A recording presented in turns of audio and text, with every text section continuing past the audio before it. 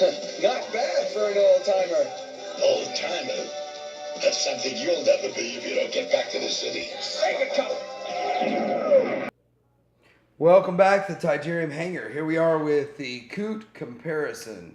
So you've already seen probably 10 videos about Koot, the transformation process and all that. Well, I'm not going to transform him on video.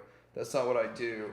I like comparing him to the past, where he's come from, where he's been, and where he's going to go. So starting out, I want to show that we have the G1 Kup. He's not Koot, he's Kup. G1 Kup in both forms. And then the Classics. So the Classics Generations Kup, I thought looked sort of cool, but I felt it missed the aesthetic and it missed the mark big time. And my fear was that Koot was going to come out and be just slightly taller than this, like the car bots. So I am glad he's as tall as he is, but I think they should have made him a little bit bigger. With that being said, that's his main negative. The other negative, of course, is the backpack.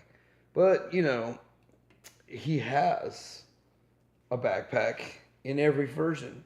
So I'm not really going to mark off for that because you've got to hide that stuff somewhere.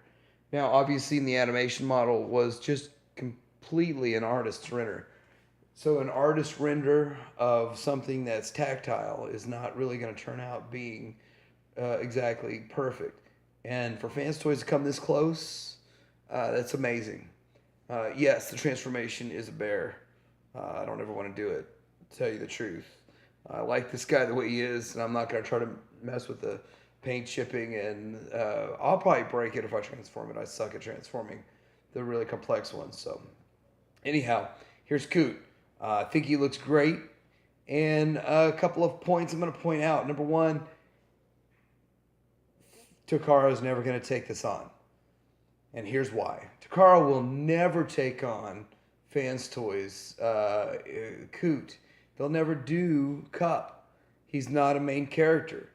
So if you're thinking Takara's going to come out and say, yeah, we're going to make all these versions of the Seeker. That's not because they're main characters, because they think that they're characters people are after. It's because they can just repop the same mold over and over in a different color with a slightly different face sculpt. And then the cone heads come out, and you flip the cone up on the head. Whoop-de-doo, a new face sculpt. It's 6% change to an existing mold. And yeah, they changed the wings a little bit. So there's a few changes in there. Okay, that's great. The reality is they don't have to completely engineer and design a mold that's only going to go with one figure. So you're thinking maybe Orion Pax, because that's what that Titans Returns did. Orion Pax shared the mold with this guy. So here he is next to Titans Returns, and I haven't opened one up yet. I only open these up when I give them to my kids, and because I know they're going to open theirs up. So that's when I mess with them and play with them, but I leave them in the package for my own, unless they're the masterpiece. So they repurposed this mold in Titans Returns for Orion Pax. And that's probably pretty cool for the toy. There's no way they can repurpose, Fans Toys can turn this into Orion Pax. So if they do, kudos to them, that's awesome. But I really don't see that happening. So this is a one and done kind of mold. And I doubt they're going to do any sort of Shattered Glass and bad guy versions. And so that's why Fans Toys and third parties make these figures. They charge more than you'd get than you'd be spending if you bought an actual Takara release. But you're getting much higher quality. This dude is heavy. He's got some weight behind him.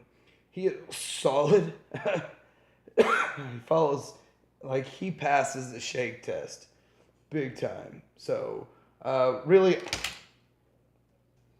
so he passes the shake test, takes a hit, takes a lick, and it keeps on ticking. He's an old timer, Timex. So let's see what he looks like on a shelf full of masterpiece.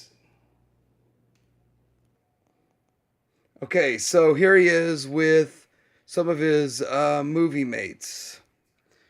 I think he looks great next to all these guys. You've got way back in the back here, we have that's Combiner Wars Ultra Magnus. Now, the problem with Ultra Magnus is he doesn't fit on my shelf. This is a 9-inch shelf, and it works perfect because I've got 9-inch Star Wars figures. Because this is the Titanium hanger after all. And with that, I've really tried to put the displays with the 9-inch figures. And what he's like 14 inches. And that's just big. That's big. And it won't fit on the shelf. I'd have to have him kneeling or crouching. It wouldn't look right. So there's Combiner Wars there. And then, so anyway, looking at putting together a movie shelf, this is really great. Oddly enough, the camera is not picking up the light right. So we're having to flash some light on it for you. But there's a Springer back in the back, which is the same height as the Springer we got coming in. The Big Spring, I think Big Spring's going to hold it till X-Transbots gets in. X-Transbots is going to win. But where does Koot fit in all this? Well, Koot is taller than the KO version of the Weijing KO RC. Koot's also taller than Hot Rod. The problem is, when I get my Toy World RC in, I'm going to bust out my actual MP Rodimus Hot Rod. And Koot's going to look like he doesn't belong. He's going to look like he's on the Carbot shelf. But I'm going to keep him here simply because he looks the best. But I really wish Weijing would come out and make an oversized version of him, because that would fit on my shelf better, and I'll throw him on the Carbot shelf. But this guy is amazing. He looks great, and he deserves a spot on my shelf for the time being, just like Alan semi-deserves a spot on our shelf. Here he is next to Prime MP10, and you got to comparison with some other ones. So where does he stand next to Ironhide? I just thought he'd be a little bit taller, about Ironhide's size, and that would have made me a little happier. If he was Ironhide's size, that would have pleased me just a little bit more. So he towers over Carbots slightly. He's not Carbot size, so he wins in my book. Still needs to be a little taller. He should have been on par with Tesla or on par with Ironhide. He beats out Willis in height. I think Fans Toys should oversize their Willis, re-release it as an oversized. He beats out Trax. Sorry about the lighting. Lastly, I'm really happy with my decision to pick up Koot.